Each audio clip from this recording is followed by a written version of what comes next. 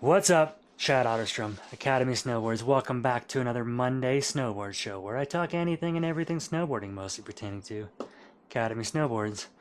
Of course, I'm back here in the studio, and today I figured I would show you how I magically turn my powder snowboard into a freestyle snowboard. This is the Academy Graduate Series 155. If I had my choice of snowboards to ride for the rest of my life, it would be this Graduate Series 155. I ride this snowboard for everything. We make them at the Never Summer factory in Denver. They make the most high quality, durable, precise snowboards in the world. I love this snowboard. It rides the same at the end of the year as it did at the beginning of the year. It's going to have about a 10% break-in period, and then it's just going to ride the same for the rest of the year, which is going to make you a better snowboarder because you're going to have that consistency year-round. Anyways, to show you how I turn this into a freestyle snowboard from my powder snowboard, this snowboard is a twin tip board with a directional profile. The profile is camber with a little bit of early rise nose, and that early rise nose is going to give you 2 more inches of nose. So on a powder day, I kind of like to set my board back 3 inches. I was just in Canada and I wanted to really set it back. That early rise nose gives me just enough float to kind of rip through the woods, and the camber gives me control, so I have fun and I have energy under my feet. A lot of powder boards these days just basically take all the energy out of the board so they float better in powder, which to me gets you through the flats a little bit better, but when you ride steep powder, you kind of lose all your control and it feels like you're driving a pontoon boat 90 miles an hour. So anyways, it's very simple what I do to turn this powder board into a freestyle board. I basically just unscrew the bindings. My stance is 21 inches wide. Oh, and it is 18 inches in the back from binding to tail, and it is 21 and a quarter inches, more like 21 inches in the front. So I just kind of flip this forward one.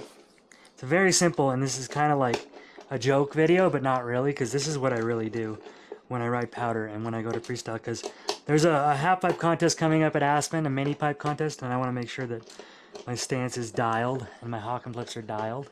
So I'm going to turn this into a freestyle board. My angles are positive or -6 in the back, which is almost looks like 0. Might even be -3. I'm not even sure, but I kind of like that angle, just the way it looks. And then what I do is this is a 15-degree angle on the front foot, and I'll just move this forward. And all that does is move my stance 1 inch forward, and it magically turns this awesome powder board into a freestyle board. Ready to ride, park, half pipe, whatever you're into, freestyle or not.